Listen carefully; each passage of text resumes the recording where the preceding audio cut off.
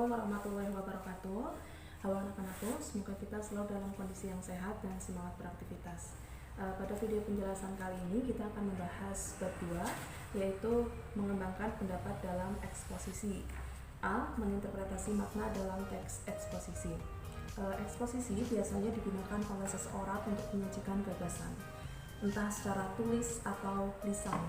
Ketika kita menyajikan gagasan entah tulis atau lisan, tentu kita ingin orang lain yang membaca tulisan kita atau orang lain yang mendengarkan yang kita sampaikan secara lisan tersebut, itu kita ingin orang tersebut menjadi sependapat dengan kita.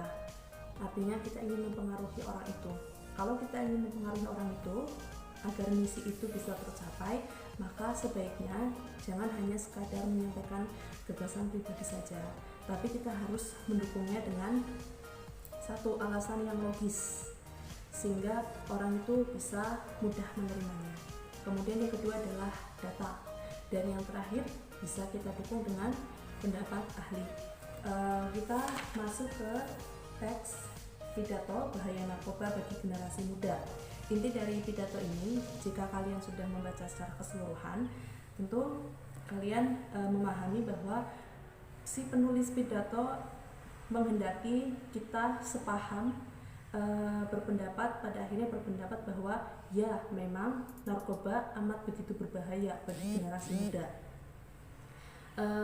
Penulis dari pidato ini tidak hanya sekadar menyajikan gagasan pribadi saja, tapi ada data dan pendapat ahli yang disampaikan. Bisa kita lihat pada paragraf yang berbunyi, Kementerian Hukum dan Hak Asasi Manusia hingga tanggal 13 Mei 2013 mencatat ada 158.812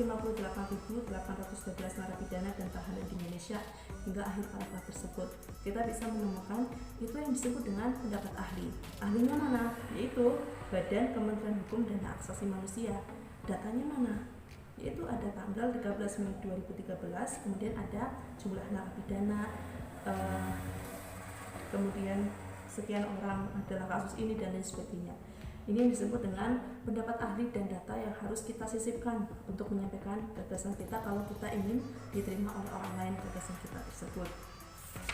Lalu pada halaman berikutnya, teks berjudul Pembangunan dan Bencana Lingkungan. Paragraf 1. Bumi saat ini sedang menghadapi berbagai masalah lingkungan yang serius. Penulis ingin menyajikan gagasan tentang masalah-masalah yang dihadapi oleh bumi, dan ini adalah masalah yang cukup serius. Ketika kita mendengarkan ini mungkin kita masih gamang, belum tahu apakah kita akan menyetujui pendapat itu atau tidak. Tapi ketika memasuki paragraf yang kedua, para ahli menyimpulkan bahwa masalah tersebut disebabkan oleh praktik pembangunan yang tidak memperhatikan kelestarian alam. Ada pendapat ahli yang disajikan. Kemudian paragraf ketiga, ada data. Sebagai contoh, setiap tahun di negara kita diperkirakan terjadi penebangan hutan seluas 3.180.243 hektar atau seluas 50 kali luas kota Jakarta. Kita akan semakin terperangah lagi bahwa sebegitu fatalnya masalah yang dihadapi oleh bumi. Hutan seluas itu ditebang. Atau mungkin kita masuk ke paragraf yang keempat. Pada tahun 2005 hingga 2006 tercatat telah terjadi 330 bencana banjir, 69 bencana tanah longsor, 7 bencana letusan gunung berapi, 241 gempa bumi, dan 13 bencana tsunami. Kita akan semakin terperangah lagi. Kita akan semakin memiliki sudut pandang yang sama dengan si penulis bahwa bumi memang sedang menghadapi masalah yang serius.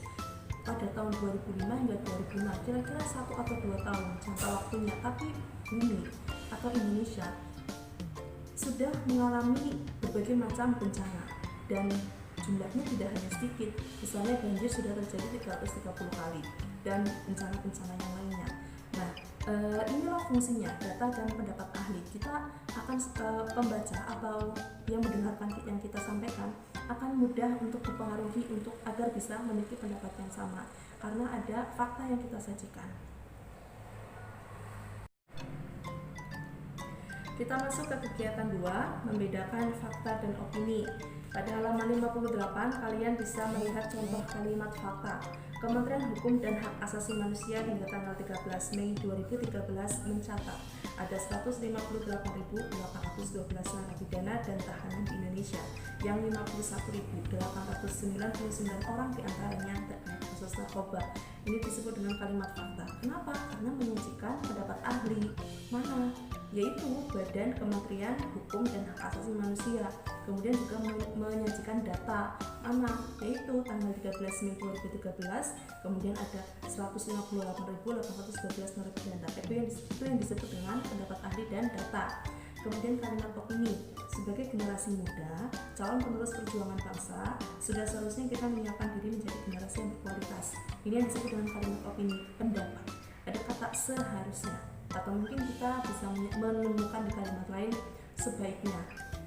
Seharusnya, sebaiknya seperti ini. Itu yang disebut dengan opini atau pendapat. Lalu, kalau kita lihat pada halaman 59 hingga 61, ada sebuah teks berjudul Upaya Melestarikan Lingkungan Hidup. Ada 8 paragraf pada teks tersebut. Kalau kita sudah membaca secara keseluruhan, nampaknya kita tidak menemukan pendapat ahli, kemudian kita juga tidak menemukan data pada teks itu. Mungkin kita hanya menemukan alasan-alasan logis. Artinya pada teks ini si penulis hanya menyajikan gagasan pribadinya saja dan mungkin didukung oleh alasan yang logis. Sehingga pada bagian ini